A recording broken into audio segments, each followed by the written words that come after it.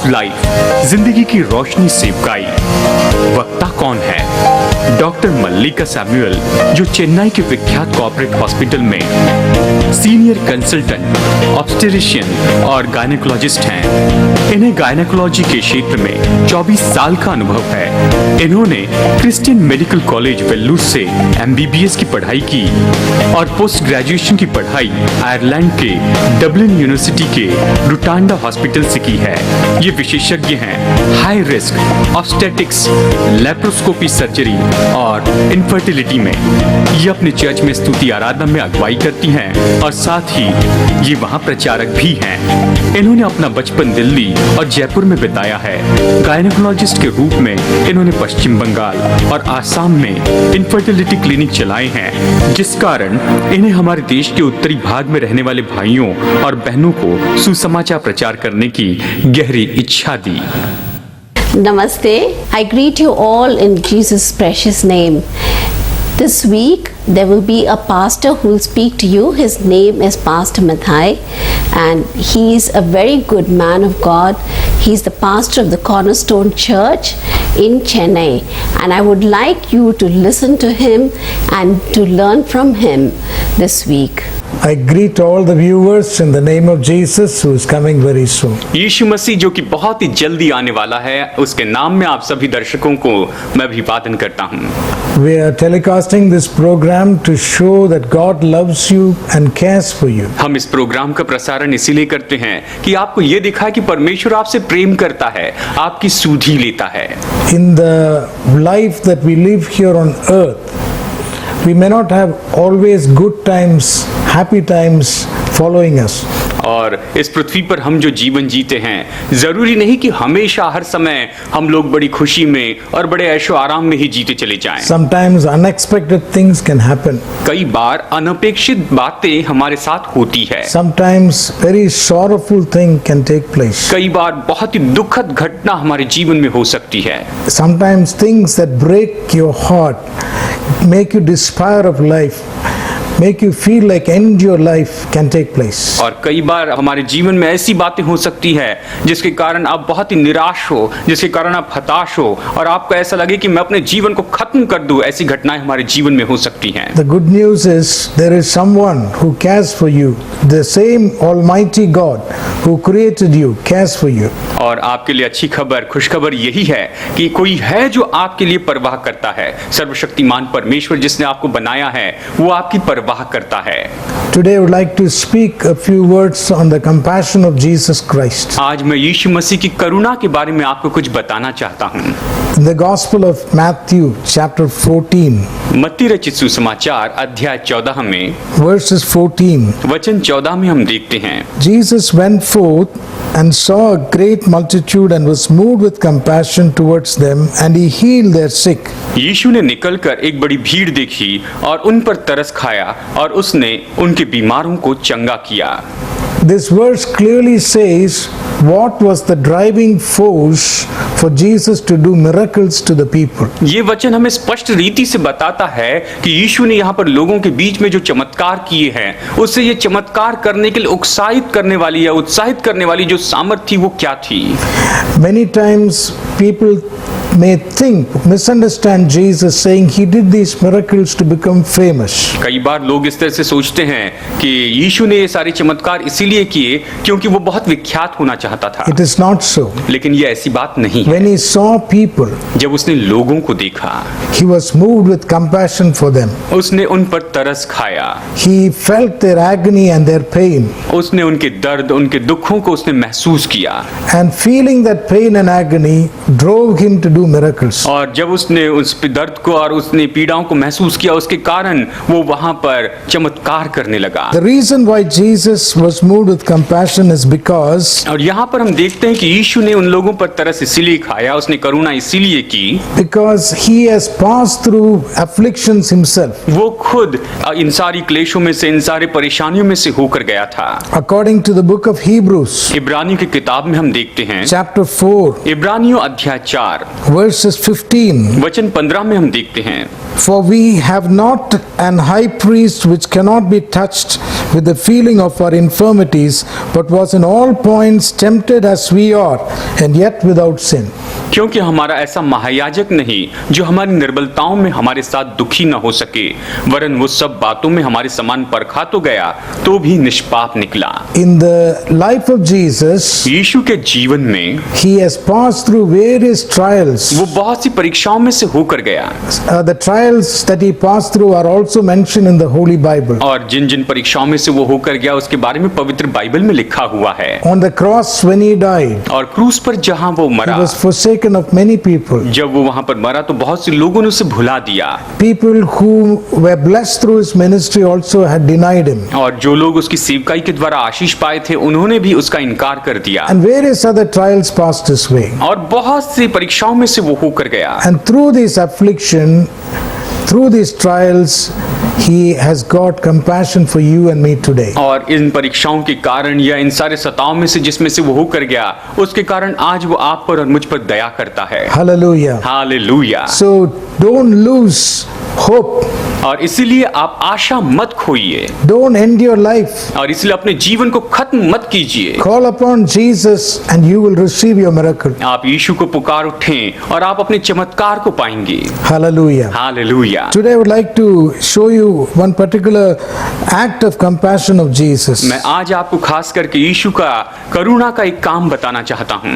In John's Gospel, यूहन्ना के सुसमाचार में chapter 11, अध्याय 11 में हम देखते हैं, we read about a family that Jesus loved very much. हम यहाँ पर एक परिवार के बारे में देखते हैं जिस परिवार से यीशु बहुत प्यार करता था। According to the 5th verse, और वचन 5 के अनुसार हम देखते the हैं, Bible says Jesus loved Martha and her sister and Lazarus. Bible कहती है कि यीशु मार्था और उसकी बहन और लाजर से प्रेम रखता था। So this is a family that is loved by Jesus. यानी ये एक ऐसा परिवार था जिससे यीशु बहुत प्यार करता था। Sometimes we think when we are loved of God, और कई बार जब हम ये सोचते हैं कि हम परमेश्वर के प्रियजन हैं, no trials will be allowed in our life. तो फिर हमारे जीवन में कोई भी परीक्षाएं नहीं होगी, No pain will come. हमारे जीवन में कोई दर्द नहीं No आएगा, sickness will come. कोई बीमारी नहीं आएगी, We are protected. हम तो सुरक्षित हैं। It is true that God loves us, ये बात तो सच है कि परमेश्वर हमसे प्रेम करता है, but the Bible also says लेकिन बाइबल ये भी कहती है, in the book of Isaiah the prophet, chapter 43, यशायाह भविष्यवक्ता की किताब अध्याय 43 में हम देखते हैं कि बाइबल कहती है, verses 1 and 2, यहाँ पर वचन 1 और 2 इस तरह से बताते हैं, But now thus saith the Lord that created thee, O Jacob, that formed thee, O Israel.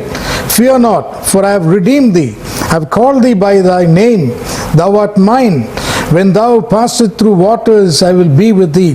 Through rivers, they shall not overflow thee. And when thou walkest through fire, thou shalt not be burnt, neither shall the flame kindle upon thee. वचन 1 और 2 कहता है यशायाह 43 में, है इस्राएल तेरा रचने वाला और हे याकूब तेरा सृजनहार यहोवा अब यूं कहता है, मत डर, क्योंकि मैंने तुझे छुड़ा लिया है, मैंने तुझे नाम लेकर बुलाया है, तू मेरा ही है। जब तू जल में होकर जाए मैं तेरे संग संग रहूंगा, और जब तू नदियों में से होकर चले तब वे तुझे डुबा न सकेगी, जब तू आग में चले तब तुझे आंच न लगेगी, और उसकी लौ तुझे न जला सकेगी। The Bible says in the first word that God created us यहाँ पर बाइबल पहले वचन में बताती है कि परमेश्वर ने हमें बनाया है and He redeemed us. और उसने हमें छुटकारा दिया है, And He declares that we belong to Him. और वो ये घोषित करता है कि हम उसके हैं। But yet the scriptures say लेकिन फिर भी यहाँ पर वचन ये there will be कहता है, times in our life when we pass through waters, हमारे जीवन में ऐसा समय होता है जहाँ हम जल में से होकर जाते we'll हैं, pass through rivers, हम नदियों में से होकर जाते हैं, we'll walk through fire. हम आग में से चलते हैं। But Bible also says this will not affect us because God Himself will be with us. लेकिन बाइबल ये भी कहती है कि ये हमारे ऊपर प्रभाव नहीं डालेंगे क्योंकि परमेश्वर हमारे साथ रहता है। So we're coming back to the story of Lazarus. अब चलिए यहाँ पर लाजर की कहानी में वापस चलते We हैं। find this was a family loved by हम Jesus. देखते हैं कि ये एक ऐसा परिवार है जिससे यीशु बहुत प्यार करता But था, yet There was an affliction, there was a trial of faith permitted. लेकिन यहाँ पर निश्चय ही इसके जीवन में यहाँ पर हम देखते हैं कि बहुत सी परीक्षाएं आई, बहुत सी परेशानी आई। The Bible says that Lazarus was sick. Bible कहती है कि लाजर बहुत बीमार हुआ। In the third verse, और यहाँ पर तीसरे वचन में देखिए, this message was communicated to Jesus. और ये जो है संदेश है वो यीशु के पास में पहुंचाया गया। Lord, behold, whom you love is sick. और यहाँ पर वचन 3 कहता है, उसकी बहनों से उसने संदेश भेजा कि हे प्रभु देख, जिससे तू प्रीति रखता है वो बीमार है।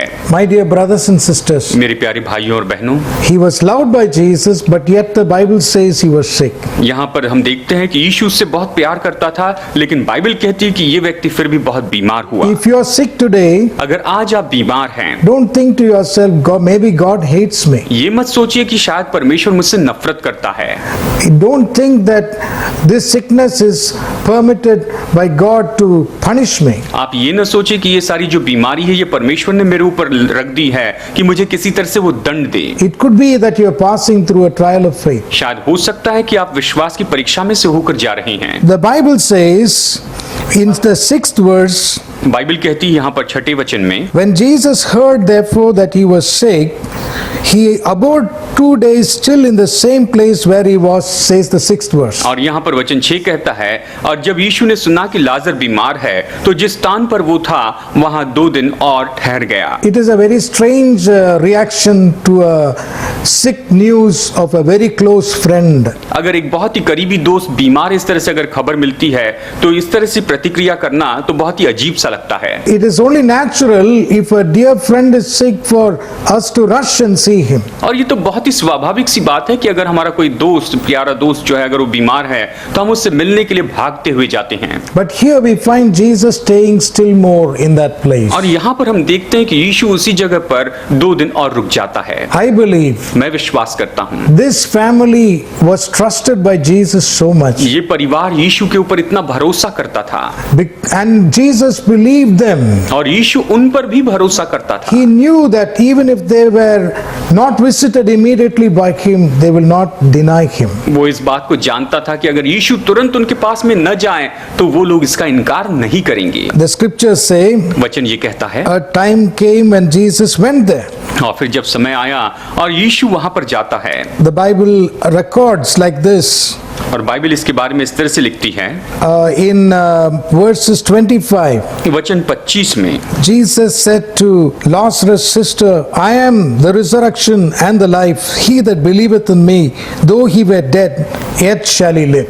यीशु यहाँ पर लाजर की बहन से कहता है, पुनरुत्थान और जीवन मैं ही हूँ, जो कोई मुझ पर विश्वास करता है वो यदि मर भी जाए तो भी जिएगा। Hallelujah. Hallelujah. He is the resurrection. वही तो पुनरुत्थान है, He is life. वही तो जीवन है। In fact, the Bible calls Jesus the Word of God. और सच में बाइबल यहाँ पर यीशु को परमेश्वर का वचन कहती है। We know that God created everything by His Word. हम इस बात को जानते हैं कि परमेश्वर ने सब कुछ अपने वचन के द्वारा बनाया है। Hebrews chapter 1 verse 3 says everything is upheld by the Word of God. इब्रानियों अध्याय 1 वचन 3 ये कहता है कि सब कुछ परमेश्वर के वचन से ही थामा गया है। So Jesus makes this declaration. यीशु यहाँ पर ये घोषणा करता It है। was not a philosophical statement. ये कोई फिलोसॉफिकल वाक्य नहीं था। It was not a statement to comfort the grieving people. और वहाँ पर जो शोकित लोग थे उन्हें सांत्वना देने वाले भी वाक्य नहीं थे। It was not a futuristic statement. और ना ही ये भविष्य के बारे में बताने वाले वाक्य भी नहीं थे। He was talking about the current situation. वो तो बिल्कुल वर्तमान की परिस्थिति के बारे में कह रहा था। Hallelujah. Hallelujah. The Bible says Bible इस तरह से कहती है that Jesus went to that very place where Lazarus was buried. जब यीशु वहां पर उस जगह पर गया जहां पर लाजर दफनाया गया था। The scripture says like this वचन इस तरह से कहता है, in John 11:35. यूहन्ना अध्याय 11 वचन 35 में, Jesus wept. यीशु रोया।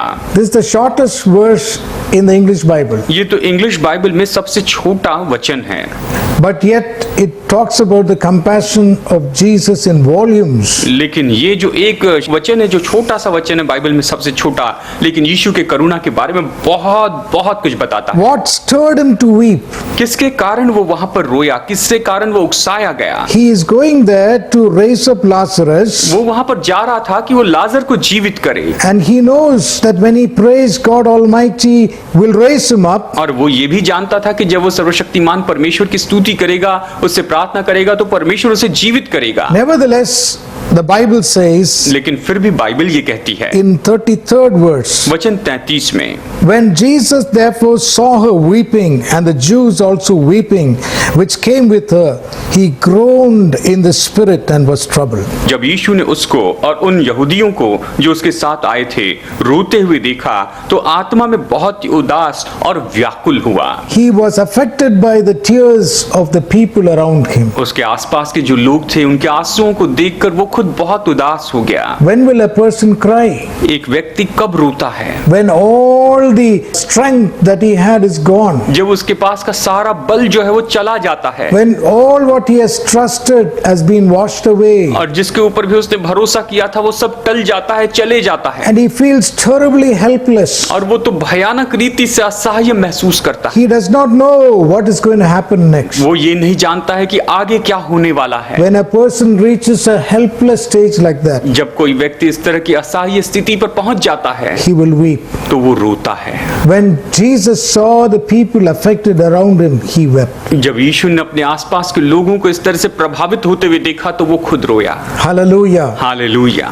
My dear brothers and sisters, मेरे प्यारे भाइयों और बहनों, when you are afflicted, जब आप क्लेशित होते हैं या परेशानी में होते हैं, when you are in pain and sorrow, जब आप दर्द में और दुख में होते हैं, you can cry upon the Lord Jesus Christ, तो आप प्रभु यीशु मसीह को पुकार सकते हैं, and he will feel that pain, और वो उस दर्द को महसूस करेगा, and he will bless you. और वो आपको आशीष देगा। The scriptures say here, यहाँ पर वचन इस तरह से कहता है, Jesus comes groaning in himself to the grave, verse 38. वचन 38 से कहता है कि यीशु मन में फिर बहुत ही उदास होकर कब्र के पास आया, And he said to them और उसने उनसे कहा in 39th verse, 39वें वचन में, take away the stone that is covering that sepulchre. उसने कहा कि इस गुफा को ढाकने वाला ये जो पत्थर है, इस पत्थर को तुम हटाओ।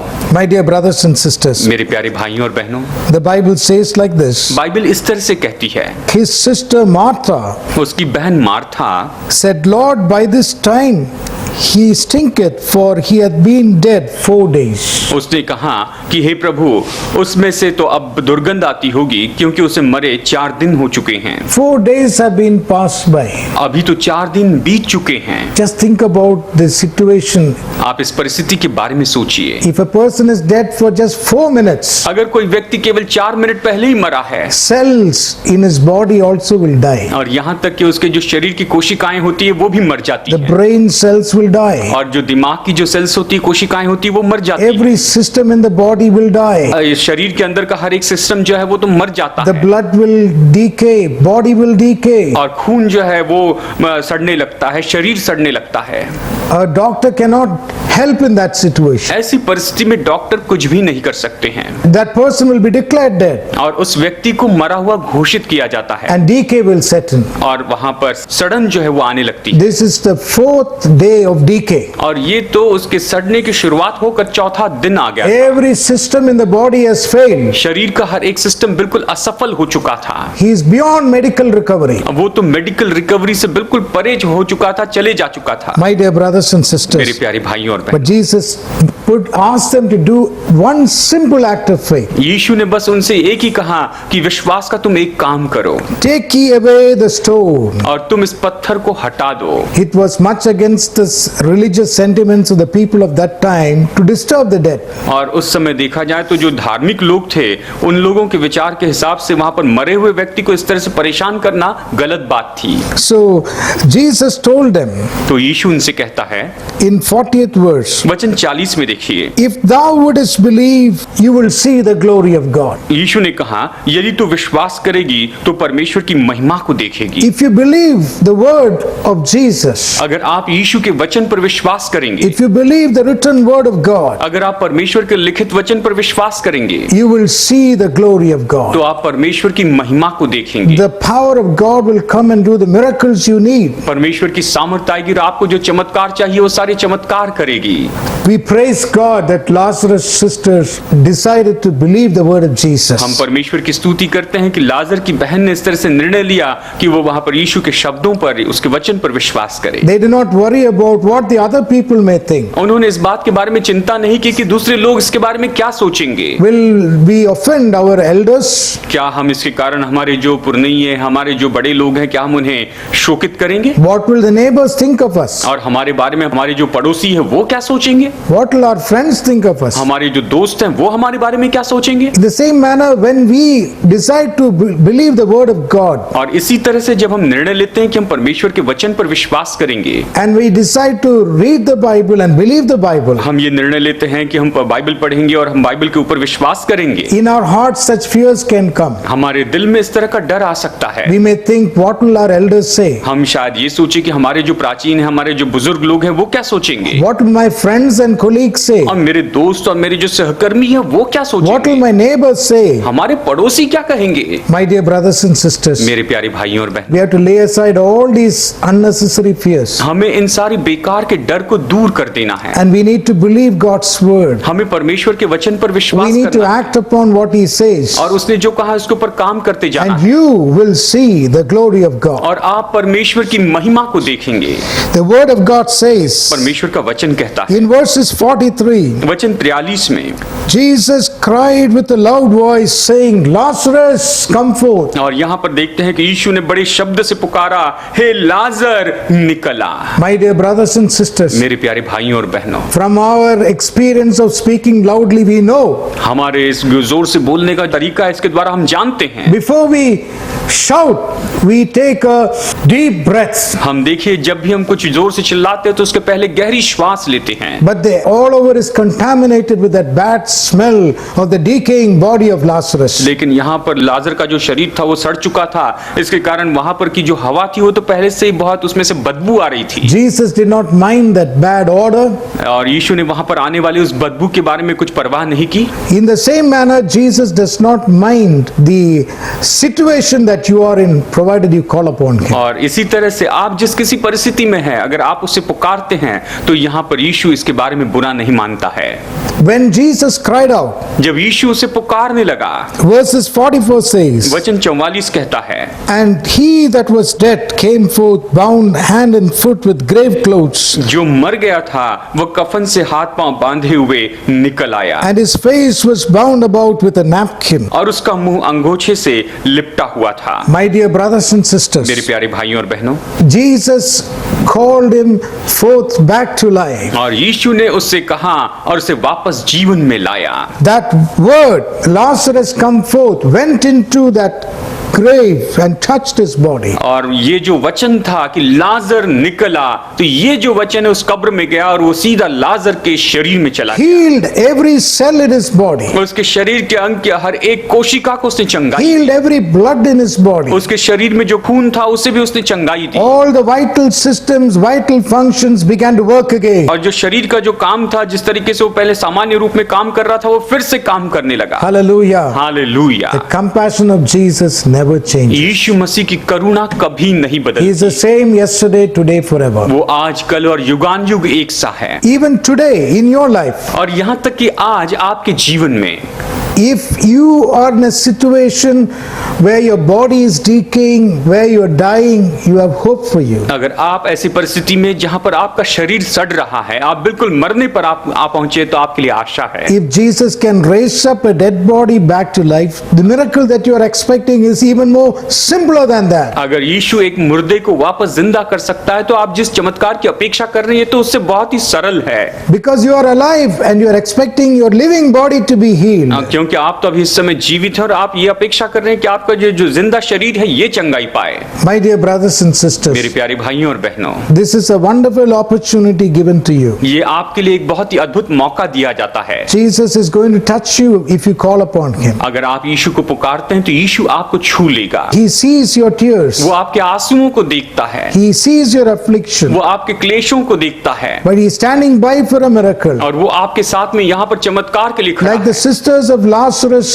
rolled a stone away, you need to roll the stone that covers your heart and say, Jesus, come into my life. आप जिस तरह से यहाँ पर ये लाजर की बहनों ने उन पत्थरों को हटवाने लगाया था, हटा दिया था, उसी तरह से आप अपने जीवन में जो रुकावट के जो पत्थर है आपके दिल पर, उसे आपको हटाकर ये कहना, यीशु मेरे जीवन में आ। Only with permission, miracle can take place. केवल अनुमति के द्वारा ही चमत्कार हो सकते हैं। Just think what would have happened if Lazarus' sisters said, No Lord, let the stone remain.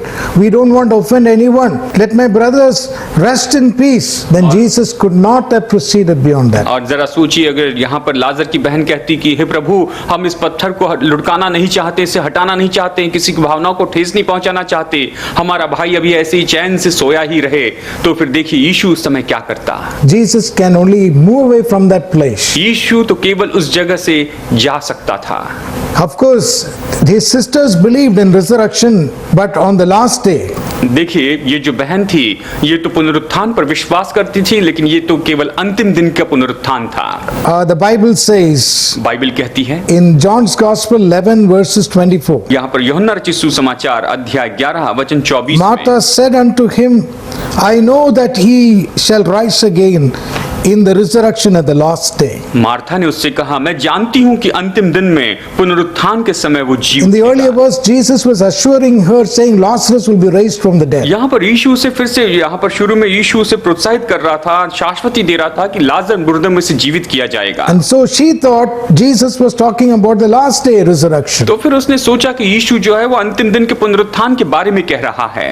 My dear brothers and sisters, मेरे प्यारे भाइयों और she बहनों, could have prevented the stone from being rolled away and expected the Lord to do that last day resurrection miracle. और वो वहां पर मना कर सकती थी कि वो पत्थर को वो लोग न लुढ़काएं, और वो बस केवल अपेक्षा कर सकती थी कि आखिरी दिन या अंतिम दिन में ही उसका पुनरुत्थान हो। Many times we limit God. कई बार हम परमेश्वर को सीमित करते हैं।